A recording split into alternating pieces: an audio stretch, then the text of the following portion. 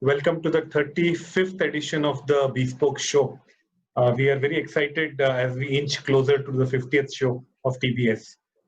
We started TBS in 2019 and we've hosted about 100 odd panelists till now.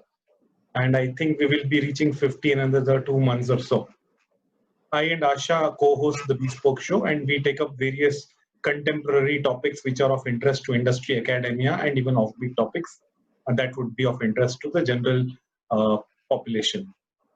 We host TBS in multiple formats. We do it in offline format where we host it in colleges and corporate premises. We do it online, just like the one we are doing now.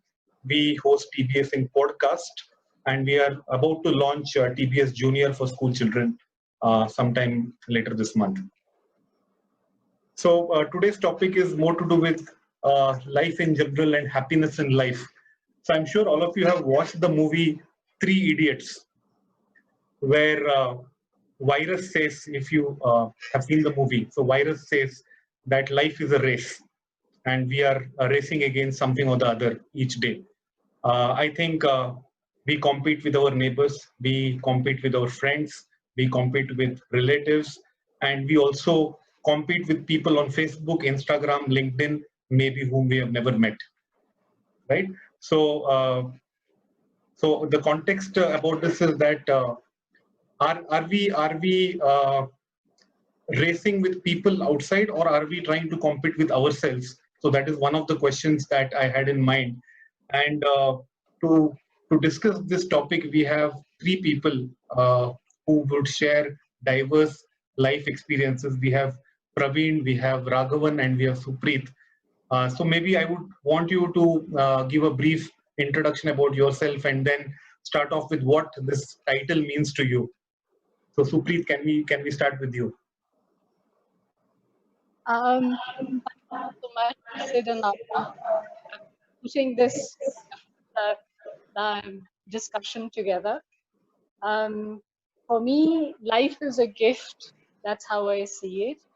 And I have tried my best to make the most of what life has to offer to me. I work in the field of education, whereby we mentor, support, and guide right intelligent undergrads who have the fire in the belly to achieve something but do not have the resources or the means to do so. So Cannonville Foundation has put together a project called Educate Scholars, and we are creating wonderful role models who have become doctors and engineers and computer scientists, teachers, lawyers, and the family is now 178 with 178 members. Apart from that, we are also one of the largest blood donor groups of the region. We support cancer patients in PGI. We have a 24/7 helpline, and I think there are about 1,800 plus blood donors registered with us. We also do adventure sports.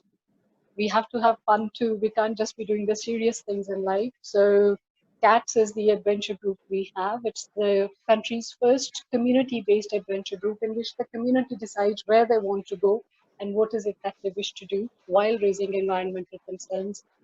And last but not the least, I also research a topic which nobody wants to speak about. It is incest, which is sexual abuse within families.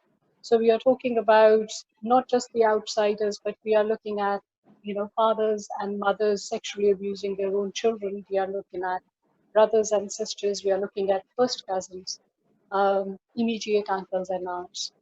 So life does take me into different spheres of different shades of life, not just gray, but different shades of life. And I also specialize in natural stone. That's where my bread and butter comes from. So that is about me. Praveen? Thank you, Sid and Asha, for hosting this wonderful event. So I am Praveen Puram. So I live out of Atlanta. So it has been a decade being in US. And I am a senior director for one of the IT organization, which is CIGNITI. And my passion is, again, being social. As a passion, I also was a reporter for one of the TV channel, that is TV5. So I report all the activities, social events which the community does here, and also host some of the events, introduce people, bring the talent. So being, I feel that we have a blessed life, and definitely being a human is unique from any other species. So what we have to do in life to be happy? Always I try to be happy myself, being social, helping people, and enjoy what I do. That's all about myself. Raghavan? Yeah, hi, Sid, Asha. Thanks for hosting this show. I'm Raghavan Santhanam, and I've been for over 2 decades in supply chain management consulting. And so I've worked in the US, in Indonesia, and of course, currently, right now, I'm in Chennai. So I have 2 daughters, and my wife is a doctor by profession. So great to be here, and I look forward to the conversation. And since you started, since I'm a Bollywood buff and you started with a Bollywood movie, for me, Race, the movie Race 3, I think there is a dialogue that, race कब शुरू किसने शुरू किया वो मुख्य नहीं है, race कौन खत्म करता है, that is important. So for me, life is not just about 1 or 2 great experiences or starting on a great note. It is, do you last the whole lifetime following what you're doing? So that to me is important, and I look forward to the interesting conversation with all my co-panelists and you and Asha. Yeah. So Praveen, just I think you made a point about happiness. It's all about being happy. So how do we define happiness? Because happiness is very subjective and very relative. So for a person who is in need of a job or money, so happiness may come only if money comes in. Or for a person who is looking for a higher education, if he gets through, that may bring happiness to him. So how do you define happiness? So when you talk about happiness, what brings you a smile on your face? That's important for me. It may be money sometimes, it may be your career, it may be being social sometimes. So with your spending time with your family, balancing your life between the profession and the family and the community. So definitely when I really balance my life with all these things and achieve something out of it, I'll be more happy. One of the biggest mistakes that we all make is to live in the past or fear about the future, right? And if I don't know if any of you have read the book, The Power of Now from Eckhart Tolle, he strongly professes that we all have to live in the present, and that's the most important aspect. But on a practical level, how do we let go the past and liberate ourselves from the fear of the future? I think it's easier said than done, isn't it? What do you think about it, Praveen? Or we can start with Praveen. So, Asha, for me, I am a person, I don't want to talk about the past. Yes, if something happens in the past, just learn from it. And I also try to switch the topic when someone is enforcing me to think about the past. So I feel it's waste of time thinking about the past other than learning the lessons. I always think, live today. You have to live now what you're doing. So how do you want to make your happiness in future, not to repeat the same problem what you have done? That's my focus. But if you start thinking about the past, every day you'll be depressing and you'll be depressing around you. I don't think that we are meant for. So we have to definitely be happy and looking forward how to make yourself happy and you achieve your goals. That's what It's sometimes good to think about the pleasant things of the past, right? That keeps encouraging us to keep going. Exactly. Supreet? We start to get over that fear of the future and bad experiences of the past quickly enough to enjoy the present moment? Asha, life is unpredictable. Yes. It gives us pleasure today may give us pain tomorrow, we don't know. And the reverse is also true. The way I see it, I take every day as it comes, wholeheartedly, without questioning whatever is coming my way. And as Ghalib had said, na tha kuch to khuda tha, kuch na hota to khuda hota. Duboya mujhko hone na hota main to kya hota. We are nothing but a speck of dust. So whatever life has to bring it on. We are there. We'll see through it. That's how I see it. Interesting. Raghavan, your experiences? Yeah, absolutely. I mean, when you talk about mind, right? I mean, different Indian sages and philosophers. I mean, and we have quite a few known ones in India. I mean, if you take Sri Ravi Shankar, yeah, he clearly says that first of all, you need to be aware that the natural tendency of the mind is to wander. I mean, right now, even when you and I are speaking, probably you're thinking, is everything going to technically go okay? Is this video going to go smoothly, right? So the mind is wandering. So as long as you're aware, first of all, that that is the nature of mind, half the job is done. The second thing is, of course, that you need to take some time out for yourself. So for instance, the simple thing is, you're in an organization, right? A customer calls you and he blasts at you for some mistake that your organization has made, right? Now it is very easy for you to react telling that it is not your problem, it's not because of you, and he can't talk like that. But the important thing is to pause, to take a few seconds. And I mean, there are different gurus who have spoken about this. If you take Swami Parthasarathy, he says that anxiety destroys concentration. And these are things like controlling the mind, these are all easier said than done, right? Most of us struggle with it. But the point is that we spend a lot of time and effort going to colleges, going to universities, studying about skills, mastering on things to do. But we expect that as far as the life is concerned and as far as mind is concerned, concentration is concerned, it will come on its own, or it's a hit and trial method.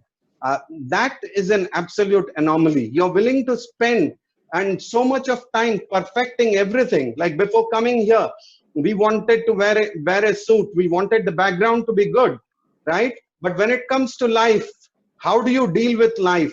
We don't want to spend the thing. And so, of course, everyone has the philosophy, but Indian sages have mentioned that, if you want success, the three main requirements are the 3 C's. So concentration, consistency, and cooperation. So if you try to concentrate on something, if you're consistent on the pursuit of that, and as long as you do it with cooperation, you will succeed. And that is true, whether it is controlling the mind, it is true in your workplace. So if you look at it, these 3 C's would apply to anything that you do.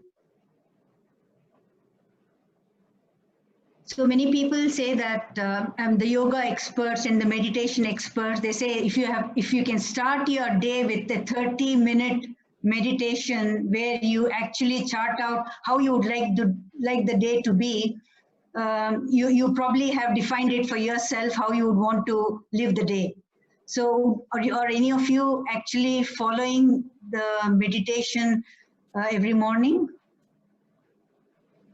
So of course, I have been dabbling, on this quite a bit. And of course, being the skeptic I am, and, as I'm getting older, it's taken me a long time compared to others to realize that you do need to put in some effort and it doesn't come on its own, right? And so I do think that, meditation is going one level higher, right?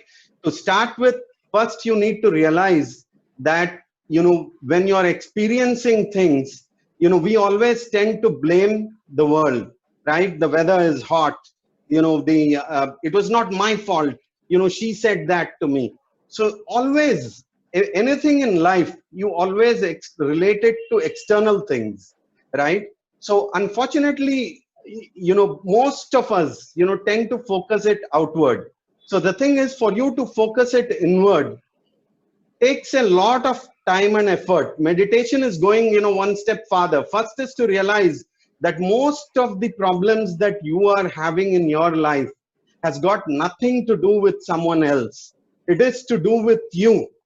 You know, how you relate to the world. So for instance, you know, we say that life is a series of experiences. In fact, one of my colleagues from Tech Mahindra is right now listening to this conference. One of the CEOs, Sanjay Kalra, in August of 2010, when he left Tech Mahindra, he wrote a beautiful note to all the employees telling that life is a sum of varied experiences, right? And he said that before quitting, but that has remained etched in my memory.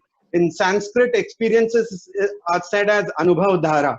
So, you know, you have different set of experiences. Now, for having an experience, you need two things. One is the subject and one is the object. So the object is the world and you are the subject. So how you relate to every experience, how you respond to everything that is happening to your life is what defines. So now the thing is, if you have, you know, most of the times, the only way for us to experience is this body that God has given us. Now in this body, clearly, and I'm very impressed with TBS, that if you notice the last 3 shows that you have had, one has been on Bhagega India to Fit Rahega India. So it's to do with the body. So in fact, the only instrument that God has given us is this body. So if you don't take care of your physical fitness, how are you going to have a great experience? Because even when you buy a computer, even when you buy a mouse, you try to clean the computer, you try to do some preventive maintenance. So here you are, God has given you a body, you don't exercise, you overeat, you eat a lot of junk. So I don't want to go too much on that topic, but you know, so suffice it to say that you have a body, the instrument. Other than the body, clearly you have certain emotions inside you. You have certain likes, you have certain dislikes, you have certain desires, right? So now first is, you know, desire is like a, never ending thing. You know, you want a car. So after you get the car, you say, you know, Maruti is not good enough. I want a BMW. After you get the BMW, you say, hey, how about a jet? You know, if jet is not enough, I don't know what next. But as you can see clearly, unless you control the desires, right? There is no point about talking about meditation. Meditation is going one step beyond. So first you need to, look at how you can control your emotions, how you can control your likes and dislikes. So one is the body, one is the mind. Now, other than this, there is clearly something else in the body, which is the rationale. You know, continuously, you know, people use different terminology. कि मेरा दिमाग और दिल का झगड़ा है. You know, heart मेरा कुछ और बोलता है, दिमाग कुछ और बोलता है. So there is a constant fight that you are having every day, and that is what the whole life is all about. It is not about just one experience one day. It's a continuous fight, and whether as long as you allow your emotions, your likes, your dislikes to guide you in how you deal with the world, you will have a very miserable life. If the rationale or your intellect allows or guides you, for instance, I heard in the and that is why TBS first had the thing about Bhagega India to Fit Rahega India. Then I think you had one on storytelling and book writing, right? So how do you develop your mind, or how do you guide your mind? By reading the right books, right? And intellect is a whole different ball game on how do you help your mind develop that rational thinking, right? And that's been the, one could argue that you had great philosophers, you had things. I mean, right now in India, I mean, can you think about it? My class 2 child goes through an education of how to use a mouse. What is a CPU? My class 2 girl is taught that. But they don't teach you about the most important instrument with which you have to deal with your whole life. So I'll stop at that. And, I have a question now, just to adding to what Raghavan said about that car example. So once you have an Alto, then you upgrade to a Ritz, and then you go on to a Mercedes and whatever. But don't you think that is the way one progresses? If I'm very contented doing only 15 shows of TBS, so TBS will never grow. So I'm very contented. I'm happy with my existing car. So how do people progress and innovate if they're contented with what they have? Fantastic. I'm glad you asked that, because That is the misnomer that half the Indians have, that all this spirituality, you know, is to withdraw myself from the world, that I should not have any ambitions, I should not be making money. That is not what Vedanta, or that is not what Indian spiritual and sage masters have said.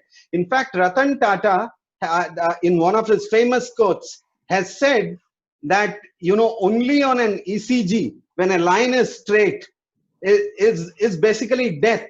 So he has said that ups and downs is a natural thing, and should be the way you deal with life. And so our Indian sages and masters for many, many centuries have kept on harping that the thing about spirituality is not to help you withdraw. In fact, inaction is not a solution. So in fact, even all your life, you have to act, you have to make money, you want to go from a Maruti to a BMW, no problem, go for it. But the key thing here is, and they give a lot of examples, and I don't want to be very theoretical, but they do give the example that it needs to be like a lotus in the water, like as long as it is not addictive. So for instance, you want to go tonight and party and have a drink after this show, go ahead. But if that becomes an addiction and you become attached to drinks and you become alcoholic and it leads to your downfall, that is where you have allowed your intellect to be beaten by your emotion. So I'll stop at that, but that is the rationale or logic. I think you made a very fantastic point. I hope many listeners are watching this, because in a country like India, where, you know, people are very happy to do hero bashing. So the moment somebody is making money, going around, you know, showing off, or very flamboyant, people don't like it. So I think that's a very valid point. So making money is not a crime, and one should aspire to do better, and maybe not become too greedy, but have a proper plan to do it. Yeah, Asha, sure. Absolutely. Supreet, you are mentioning earlier on about the various activities that you are involved in, right? So you have a lot of external environment actually influencing you at every moment. So how do you manage to stay in the present under those circumstances? Because there are a lot of people that you are associated with, and once you help them out, you have to cut off from that association and start looking forward. And I guess that's not very easy. How do you manage to do that? Yes, Asha, I do have a lot of influences on me. However, it is the work that I do which has brought me at a personal level and at a professional level where I stand today. Earlier on, I used to get affected very easily by somebody's pain. For example, we used to have a project called Medicate in Cannonville Foundation, in which we used to support the patients who could not afford the treatment themselves. So to begin with, the naive me will get emotionally involved with the patient and the family. Ki kya hua? Are you okay? Do you need something else? How did the surgery go? And how are you progressing? I'll remain in touch with them for up to 3 months, 6 months. And then I realized that the number of patients are growing who we are supporting. And I personally cannot keep giving my time to each one of them to that extent, because all of them have different issues at homes also, for which I cannot possibly have the solution at an individual level and collectively at the level of the foundation. So the decision which I made there, that I cannot stop being an empath. That's who I am. However, I will draw the line that we have a very objective way of looking at every case. These are the needs. These have been verified. This is what we are going to do. And that is it. We do not remain in constant touch beyond the surgery or beyond the need that has been met. Similarly, for the blood donation also, in the past, we'll get a call at 2 o'clock in the morning saying we need 4 donors to come to the hospital. We'll arrange that. By 4 o'clock, there are 4 donors in the hospital. However, I do not go back, none of my team, we do not go back to the attendant of the patient the next day asking them, do you need more donors? Or how did the surgery go? Or has the amputation been taken care of? How is the patient doing? Because when you have that emotional connect, that is what causes the pain to you, because we do not have solutions for everybody. But within the resources which we do, we try to help them out as much as we can. The toughest challenge is working with incest abuse cases. The youngest case which I have personally dealt with was a child who was only 3 years old when the abuse started. And one girl, she walked up to me, and her abuser, she had been abused by 3 family members, but the oldest member was 92 years old, and he was on his deathbed, and even then he was committing the crime of incest abuse. So I don't know why this happens, but that's how it is. Fortunately, I have a very supportive team. We have the psychologist and the psychiatrist within my team, and we are all there to take care of each other, both at a personal level as well as professionally, with talking and therapy. So yes, it is challenging. Our challenges are at a very different level. I mean, but we've got to move on. Yeah, makes a lot of sense, Supreet, because besides the pain that it's going to cause you, I think it'll also eat up into the time that you're actually able to help somebody else, and that's in your control. So I guess you're just absolutely on the right track. Thanks for sharing those. Praveen, the other day when we were talking on the phone, you were mentioning about a multitude of activities that you are into, right? So you are, as much as anybody else for that matter, influenced by a lot by the external environment. So how do you manage to stay in the present? So it's all your control, right? So as Raghavan said, how do we control? So basically, the controlling your mind, what you are doing. So we meet number of people they try to influence, but we have to bring them to the present based on the situation. That's what I go, and I see number of events happening, and there will be so many diversified people will be trying to influence on any of the situation. So again, how do you control your mind and control people with their frequency makes a difference. Right, aligning, trying to align the people that you associate with your wavelength. It's not easy, exactly. But I guess that's the right way to go about. I feel that, yeah, go ahead. One thing I wanted to say, you've spoken about controlling the mind, and earlier on, Raghavan also said the same. We need to control. I mean, I feel, why can't we let our mind be? Why can't we just accept what's coming to us? Why can't we acknowledge even the pain, the hatred, whatever is inside of us? Unless we acknowledge that this is happening to me, I'm experiencing this is coming to me in my mind or in my soul. Unless we acknowledge its presence, how can we move forward? Because if we don't acknowledge it, if we don't accept that this is happening, we are literally burying it. And the monsters will come back and haunt us at one point or another.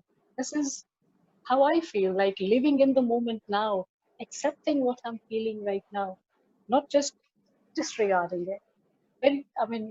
Makes sense, Supreet. Being mindful of all the emotions that is going on within you and trying to come to terms, I think is the best way rather than escape from those emotions. Yes, I mean, we can't always have the emotions in front of us. Maybe, 20% of the times we have to make an autocratic decision. We don't have the time, So I accept that. But majorly, I think we need to be at peace with ourselves and need to acknowledge what we are going through. So Supreet, I think I want to make some comment here. Hanji. Basically, we are talking about a situation where someone is influencing, right? So whenever someone is trying to influence, we also have to be controlled. For example, if you are influenced, which is not your happiness, then definitely you lose your happiness too. So continuation to the situation, how do we need to control our mind? For example, that is an emotional situation, so you need not, for example, if that's the way you react, sometimes it might not cool down the situation. So basically controlling the mind is in the sense the situation, depending upon the situation, how do we need to react in a controlled manner, is that what I meant? Very, very well accepted. It's like Buddha said. Somebody asked Buddha, what do I do if somebody is angry with me and abuses me? So Buddha said, if I remember the incident correctly, my mother tells me this, that Buddha said that if somebody brings you a gift and you do not accept it, then what happens to that gift? The gift goes back to him or her. The same with anger or with any emotion. If you feel this is not for you, control your mind, don't accept it. Sure, maybe it's all what you want to do. You want to accept. If Suprit is feeling bad, then if I accept, I'm not making my mind happy or myself happy. So how do I reciprocate is very important, right? How do I need to convey my message to Suprit in a nice packaged way where Suprit will be very happy? That makes the difference. Thank you. I think one point that comes to my mind is, if you look at our earlier generations, it could be probably because there was not so much of competition, but they came across as more contented and happy and having inner peace. But today, I think most of us are always stressed. We are ready to burst out our negative emotions at the slightest opportunity. Is that because of the competition, or is it because somewhere along the line we have all stopped enjoying the simple things in life? Are we trying to aim too high and in the process not enjoying the little successes that come our way, the small moments of pleasure that we encounter along our journey to the bigger goal? Is that something that needs to be pondered upon? So let me say this. First of all, no one says that controlling the mind, needs to be done forcefully, right? So now freedom, everyone loves freedom, right? So you don't want to exercise, don't exercise. You want to eat a lot of sugar, eat a lot of sugar. Your waistline is going up, let it go up. But then, as long as you're doing it, knowing fully well that you are going to get diabetes because for your height and weight, your waist size is more, you are going to, in your old age, be afflicted with different diseases. As long as you have allowed the rationale to look at all the positives and negatives, and you have chosen that path, then that is okay, right? So the whole point is being aware and taking an informed decision, right? Because if freedom was the only way to be happy, right? Whole of America with a GDP of one of the richest nations, everyone should be happy in America because everyone is doing what they want. Here you have a coronavirus. Hundreds of people are going into a swimming pool and having a party. So is that what we would want for everyone to happen? So the thing is, when you go with your likes and dislikes, when you allow the emotions to drive your thought process, you will have a lot of trouble. So when the sages and things say that contemplate, they always say Shravana, Manana, reflect, and then take. So the point is not about controlling. The point is taking a conscious decision. Now to your question as to why, were our olden, the Indian generation that has gone by, were they having less competition? Is it because they were more happier because of things? It is because the intellect every passing day among Indians is dropping, right? It's a sad state of affairs. when you have dumped the whole Indian education of the past and you have imbibed the American way of education.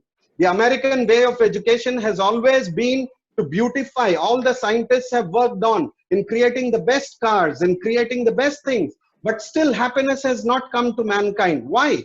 If everything was to do with beautifying externally, you would have achieved the happiness. The thing is that Indian sages and masters in the years gone by, in the golden era of Chandragupta Maurya and others, look at the number of international universities that were known worldwide. I don't want to take the name of all those 8 and 9, but you know Nalanda, you know Takshila, I could go on like that. There were 9 universities. And what was so special about them? Philosophy was taught. How many great Indian philosophers were there in the past? Be it Shankaracharya, be it Ramanujacharya, be it the Buddhists, be it even people who did not believe in God, atheists. Yeah, Hinduism, I don't want to go into religion because I'm not talking about religion. Okay, so let's not get confused between religion and spirituality. Irrespective of what the spiritual streams were worldwide, irrespective of the religion, all the spiritual things spoke about how you deal with the world, right? And so that education has disappeared. You had the Gurukula system. You had masters not teaching you just about technical subjects. You see, external knowledge is just about developing intelligence. Intelligence alone will not save you. You need to have a spirit of being able to question everything. You need to be able to question yourself. Why do I need to follow Hinduism? Why do I need to do a particular ritual? Why do I need to do pranayam in the morning? Why do I need to do a Hindu push-up? It is a sad state of affairs that, since you have done a lot of programs on fitness, did you know that the whole world right now is practicing Hindu push-up as part of a CrossFit training, right? Do you know that while stretching, all of America right now is doing a stretching like this, namaste, for building your wrists and this, right? So the whole point is the decline in Indian thing is because we have left out whatever good was there with us. And now you have had new age gurus and to sort of re-imbibe it. And whether you are for these new age gurus or not for these new age gurus, I don't want to go into it because it's again a debatable topic. But all said and done, to some extent, certain of the practices which were good are seeing a rejuvenation. So sorry if I'm being very emotional about it, and it's just my tone of voice. I'm generally loud. Yeah. No, that's fine. You were talking about the education system, so I would like to put this question to Supreet, mainly because notwithstanding the education system or the lack of it or the lapses, people like Supreet are evolving their own ways of bringing about inclusivity in humanity. So it's not about education all the time. It's about the way we invent ourselves and define our own personality on how we would like to stay connected with the external world, right? So Supreet, how has it been a challenge for you to bring about this level of inclusivity within yourself? No, on the contrary, it has been rather easy. It has come very naturally for me. The question which originally you asked was based upon the family system. So I come from a joint family. I am the youngest of 17 cousins. At one point of time, I was the 21st family member in a joint family. And from there, I have also been in a nuclear family. So I've seen both sides. At the same time, with the work that I do, I have seen beautiful relationships forming between people who were strangers 12 years ago, and they have come together to stand by each other through every thick and thin. I have seen instances where family members, for example, out of greed or whatever reason, they took their brothers or their sisters to court or to the police. And it was our fellow cats who stood by each other to stand bail and to stand sureties in courts, to fill the bonds. Now, we are not related to each other by blood. Whenever we go out on treks, we are out for anything from 1 day to 14 days. We are not related to each other, but yet we know we have each other's back. And I'll just give one little example, if I may. वो रिश्तों की बात हो रही थी, बात रिश्ते हैं, रिश्ते हम कहीं भूल गए. वो रिश्तों में कहीं वो खून थोड़ा पतला हो गया और जो पानी था उसमें शायद कुछ रंग आ गया है. So I'll give one little example. I believe in relationships. I believe in building relationships, whether it is at work with my clients or anywhere else. So I wrote a book on my mother, which is called Mother of All Tales. This was less than a year ago. This was to celebrate the ordinariness of an ordinary Indian mother. And my thought process was that why do we have to celebrate somebody's life after a Padam Shri or after a gold medal? अब सारी माएँ तो सब कुछ नहीं कर सकती, लेकिन सारी माएँ जरूरी हैं. Every mother's life needs to be celebrated. So wrote a book. It became a bestseller in its category. And during the COVID times, which was testing all the relationships, the same mothers, they were cooking in the kitchens. So I threw an idea out to them that आप खाना तो बना रहे हो. Now, will you help raise funds? If you give me one recipe, we will pitch in 200 rupees per recipe. And if you give us 50 recipes, we'll have 10,000 rupees for COVID relief PPE kits. And the mothers, they started cooking. Slowly the daughters were cooking and the sons were cooking. Then the daughters-in-law came in. You will not believe that within a space of 1 month, on 10th of May, these endless number of family from all across India, they had put together 100 recipes, which were published by Mother's Day to celebrate every mother's life. And they had raised more than 1 lakh rupees in funds for PPE. And I thought it will be difficult to get 100 recipes. We actually have more than 150 now.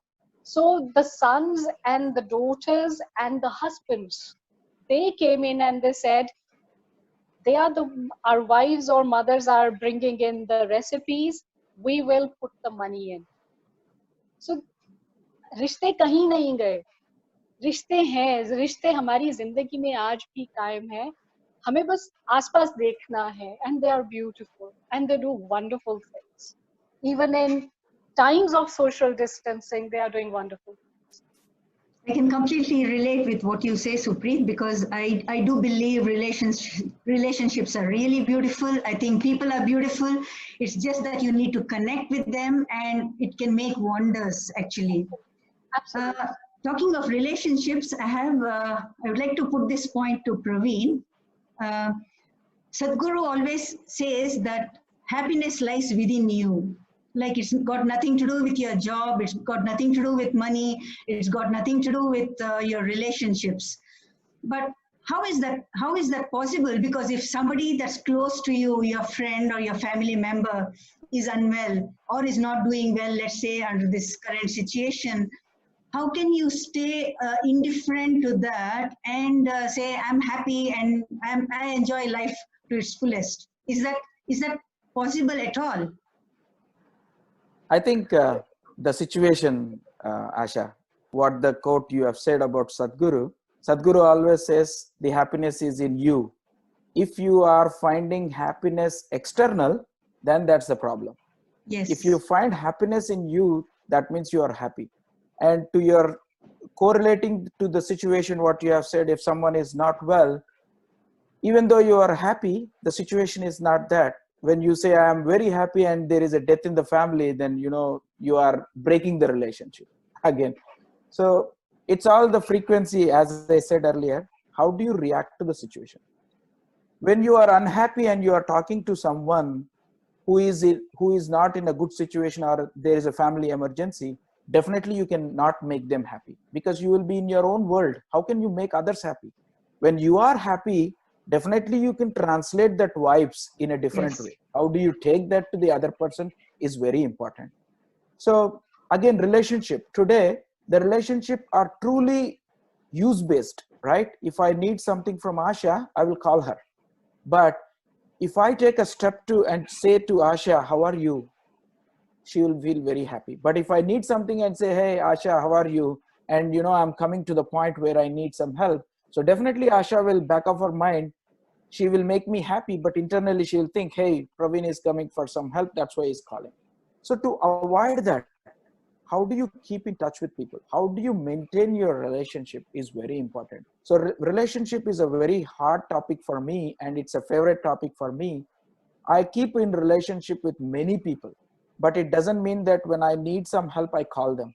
I call them occasionally when they're happy, but when their birthday, anniversaries, or anything happens in their family, just talk and say hi. That makes a difference.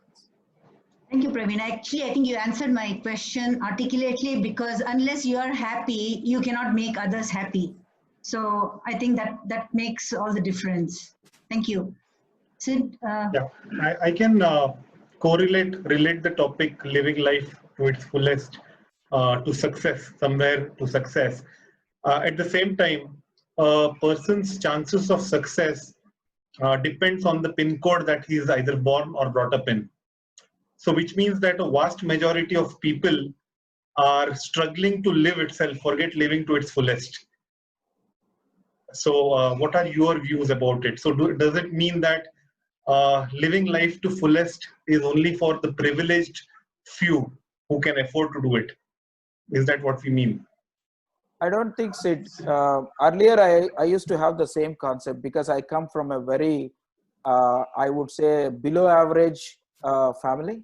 I always used to think, yeah, if my father used to earn good, I would have been in a different situation. No, that's totally wrong. After my maybe a 20 or 25-year journey, if I were to look at myself, I came from a small town, and my reach is limited, my financial status limited, my educational was limited. But though today I'm sitting in this particular panel, you have invited me, seeing what I am, right? So it's not about what you have, how much you have to struggle. What is the approach you take when you put a goal for yourself? So when you put a goal for yourself, you can go in different directions, right? You can go in a shorter direction, and you can take a long route. So what you want to do, it all depends on you, how you plan, how you approach, how you take opinions from others, but not influence to these things, but struggle. How you make your life struggle and get there is very important. So definitely it is wrong from my perspective. I came from a very, very under average family. Today where I am, I'm very proud. I have achieved what I wanted, and still I have something to achieve. Definitely that's a goal. So achievement is different. For example, if you say any celebrities, their sons or daughter, it is not necessary that everyone will be successful. It's all depends upon how they react. For example, if you see the cine industry, if you don't perform well, you will not be accepted. Maybe you will accept for the first time, but not repetitive. It's all your struggle, your way of approach, your acting, your skills, that makes the difference to me. But yeah, having said that, you have reached from point A to point B, as you rightly mentioned, from a small town, you have reached this position. But there are people who may not have reached or are still struggling to make ends meet, and that constitutes a vast majority even today. So how do we define living life to its fullest? Because we have to talk about a majority, not about a small percentage of population who can afford to live a good life. So I think I would definitely agree with you. Most of the population today is not in a good position.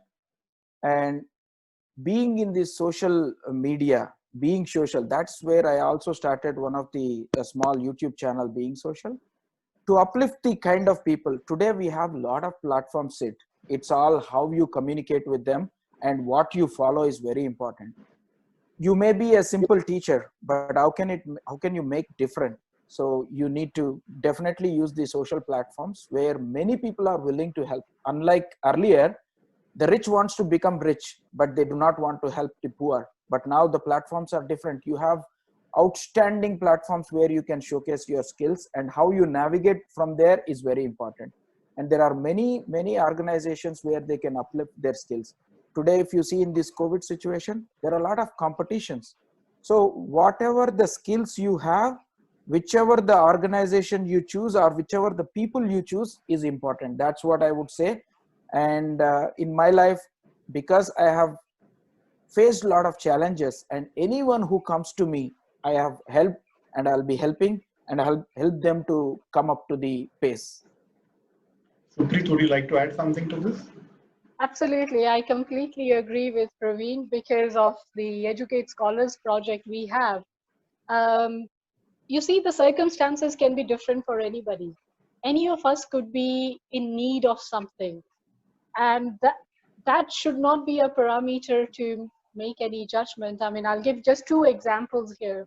One is a young boy who is a carpenter's son. His name is Ajay, and he got in touch with me when he was in class 9. He was a topper through and through. Cannonville Foundation never spent any penny on him in terms of money. But all we did was, throughout his school, his college, and thereafter, we kept guiding him. He was a topper. He just needed the guidance. He needed only some doors open. He needed to know which way to go. Now, this is a boy who I think got a bronze medal in PGI in his bachelor's. Thereafter, he went to join Medanta. And from Medanta, he topped the entrance test of AIMS Bhopal, and he was there for a year and a half. And the same boy, a carpenter's son, today is working with Tata Memorial in Mumbai, and his goal is to work in cancer research. Wow. Now, this is one example. Another one which comes to my mind is this young girl. She was in her MBBS 4th year. Her name is, now we proudly call her Dr. Mohinderji, but hamari to Mamta hai. And when her case was referred to us by our own CA because of the project, forget that the fee had to be paid. Books, she said, I'll get from the library. But for the first time in the life of our project, we actually made a provision where we paid for her mess fee also. And from completing her MBBS, she worked with Max. And from there, today, she's doing her DPS, I think it's called, not MD, but the equivalent in Delhi. And again, she's her focus is cancer because that's where she is, Rajiv Gandhi Cancer Research Hospital in Delhi. Another couple of years, she'll be doing cancer research. So there is no end. And not only that, allow me to come back. Both of these scholars of ours, they are guiding the younger ones who are doing MBBS. They are contributing back to the project from where they grew up. So it's become one large family. Na koi yahan hai, na koi yahan hai. There is no tera mera. It's all together. I'll share another example. One of our Educate scholars, he's doing engineering in Punjab Engineering College, Chandigarh, one of the best of the region. And then after the first year, he came back to me and he was very happy. At 9:30, he calls me, says, ma'am, I got full scholarship from the National Scholarship Scheme. And this boy, the cost of fee is 1.25 lakhs per year. And the very next thing he said to me is, ma'am, with the money that you spend on me, we can support 2 to 3 more scholars. Now, how beautiful is that? Look at the value system which the project is inculcating in them. If they are the gifts to us. We are doing nothing. They are the ones who are making our life worthwhile. So no, postcode doesn't really make any difference whatsoever. Interesting. Asha? Yeah, giving with grace and taking with grace. That's what your statement reminded me. Yes. Excellent. How important is goal in one's life to be able to live life to the fullest? Because I think the goals actually define our journey, right? And it gives us a purpose. It gives us something to look forward to. And along the journey, there are lot of experiences, some that are predictable, some that are unpredictable, some surprises, some good ones, some not so good ones, but they all make up for life, isn't it? So is goal something very important in living life to the fullest? Do you agree, Praveen? Yes, Sasha. Life should have a goal. Otherwise, when you wake up from the bed, you should have something to do. Otherwise, there is no point for you to wake up and do something else. So life should have a goal, and we have to learn how to achieve that. So it might be a long journey for your achievement, but you have to struggle. So life definitely have to have a goal which creates your life moving, and also there will be a lot of opportunities where you can procure and learn every day. Yeah, something to look forward to on a Monday morning. Exactly. Raghavan, would you agree? Yeah, absolutely. I mean, you have people like Tony Robbins who have made millions, helping people who come from unfortunate backgrounds to not allow fear and anxiety be a limiting factor.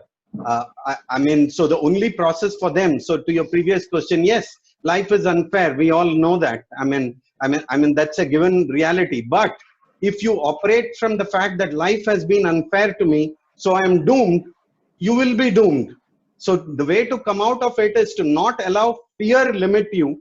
And basically, you set goals for yourself, surround yourself, with some positive role models, visualize your goals and go for it.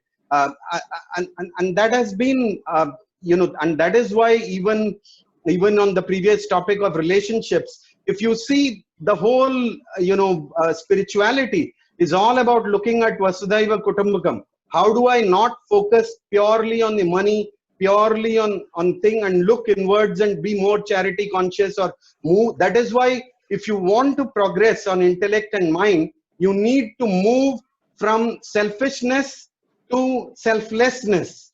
And that is the whole process. And that's what Vasudhaiva Kutumbakam is all about. Interesting. So do you have any questions?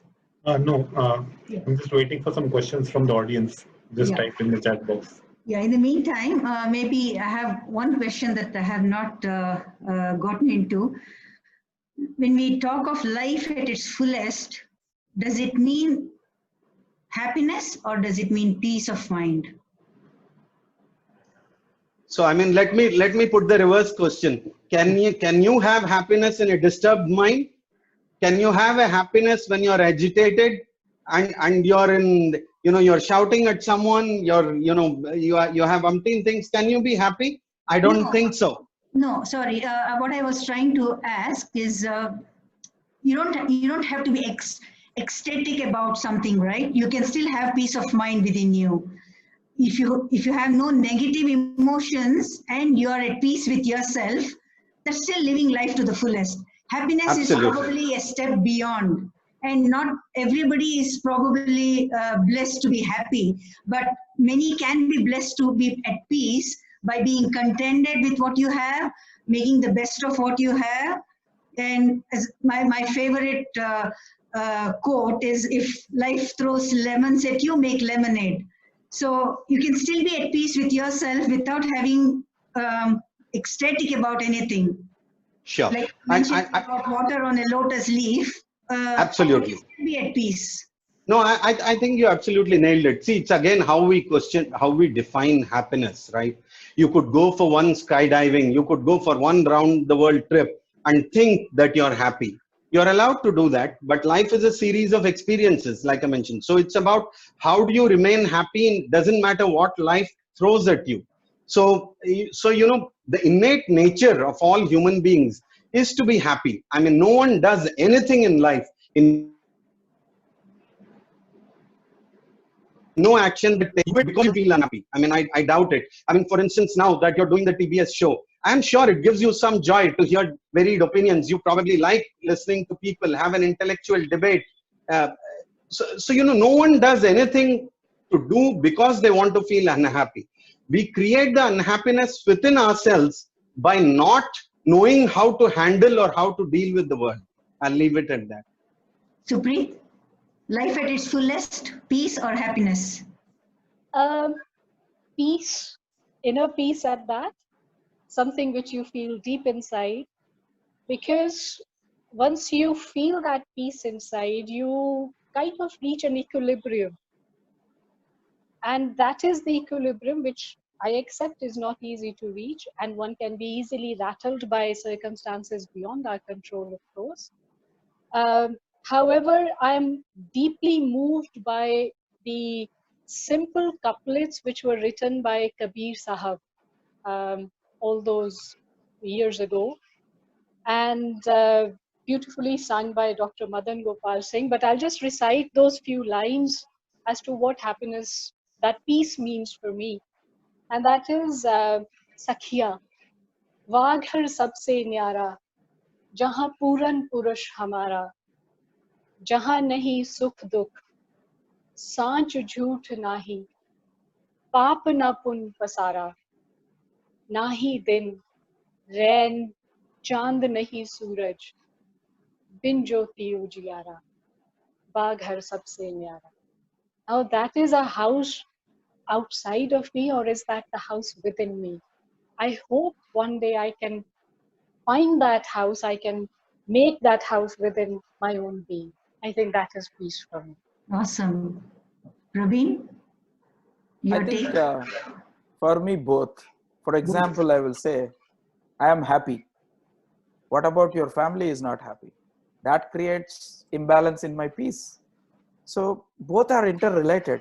So it's not only you being happy, but your surroundings also should be happy to make you peace. That's what my take. I've been kind of working in my head as to how best to answer this. How can I convey to Madhusudan as to how to deal with this? What you see here, let me lift it. I wasn't going to, but I'm going to. Now, this is a portrait which was made by a very dear friend of mine in England, Ian Newland. This is handmade, this is color pencils. And this was a surprise for me 5 years ago. Okay. He took a picture from Facebook, from Qila Mubarak Patiala visit of ours, and he converted it into a portrait, and then he shared the picture to me. And fortunately, within a week, my very dear friends from England were coming over and they brought it to me. ये आ गई, मेरे पास आ गई, हमने उनका thank you कर दिया. I was over the moon. So this is like, it takes pride in my room, place of pride in my room. But if you see over here, there is a little scribble. Now, in the original photograph, there was a scribble I never paid any attention to, but it was another dear friend of mine. वो 2 महीने मुझे कहता रहा कि सुप्रीत जरा ना portrait को ध्यान से देखो. Okay. Now, I had already said thank you to Ian profusely, but it took me another 2 months after numerous requests from Saji कि इसको ध्यान से देखो. And when I looked at it, what Ian has done is, my name is Supreet, which means good love, pure love, whatever. So Ian, who is an Englishman, he got hold of somebody in England, got my name translated in Hindi, and he scribbled it here, and it says Shuddhatam Pyar. Ye ek Angrez hai. This is the kind of effort that he put in, and he did not get the acknowledgement from me for 2 months as per the effort that he had put in.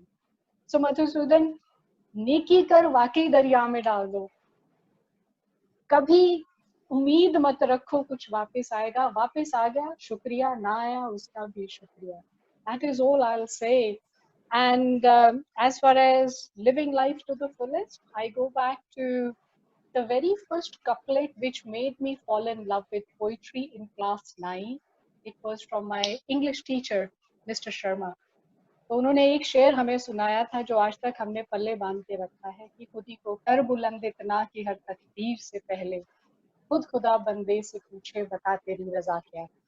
Allama Iqbal. Thank you. Should we conclude? Yes, please. What shall I say? When we set out on this topic, we had no clue what we are going to talk about. We evolved into a stage of working out a few discussion points. But today, after this session, I realized that whatever we actually wrote down is probably just a minuscule of all that all of you have shared. Amazing, absolutely. I think this debate could go on for a very long time. It's infinite. Unfortunately, we are constrained for time, so we have to end this session.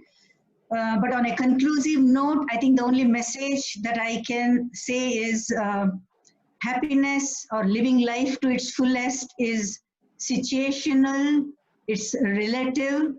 Everyone's life is a different timeline, everyone has a different journey, everyone has different resources, everyone has different expectations. So I guess what Theodore Roosevelt said, make the best that you can of what you have and where you are, probably holds good to make sure that we all live life to its fullest. Thank you, Praveen. Thank you, Raghavan. Thank you, Supreet, for sparing all of your valuable time and sharing splendid thoughts on this show. We were very privileged to have you over.